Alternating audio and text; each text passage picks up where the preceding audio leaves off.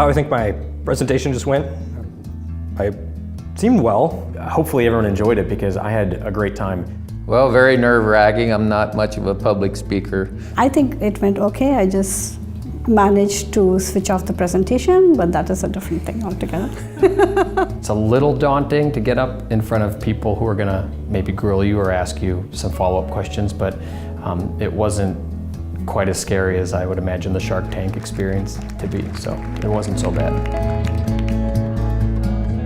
I think the thing that I learned the most about was probably the whole process of presenting to investors, putting together financial packages, preparing myself to raise money. And that's exactly where Kettle Range is right now. When I came in, I had a coffee product and I knew it was good, but being able to really hone in on how a consumer is going to view it and what messaging was being given to the consumer.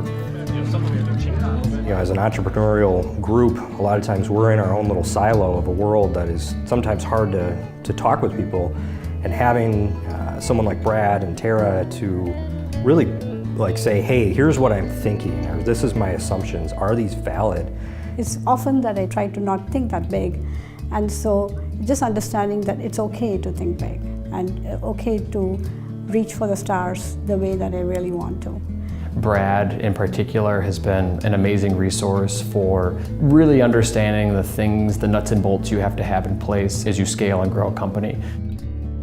The positive takeaways from being part of FaBcap are just the support we got, the networking we got. And in fact, I was not really excited about doing this, to be frank. I thought it was going to be too time consuming, but I couldn't have been more wrong.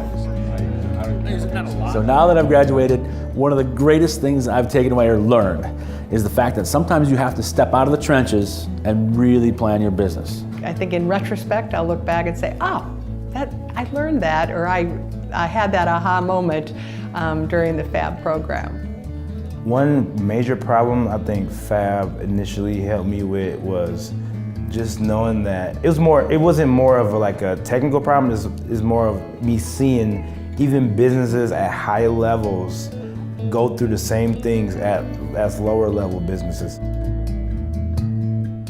I feel like I took advantage this year, but most of the benefit I'm going to get from this program is going to come in the years to come in the future. As I'm growing the brand here locally, and even as I expand nationally, there's a lot of expertise here that they have an open door policy, and I'm going to take advantage of it.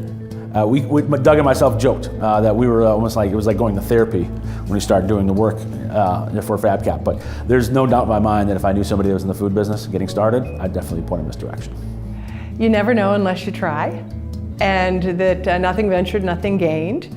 And you always should try to expand your horizons and go for it. When I explained it to one person, they had asked me, and they're like, oh, so you paid money to be in it? I said, no, there's actually a grant at the end. You know, as a skeptic, I was just floored at how much I enjoyed this. And I could tell you that every day I had to come to one of the meetings, I still felt, oh, I'm gonna waste my day, but I always came out realizing that it was worth it.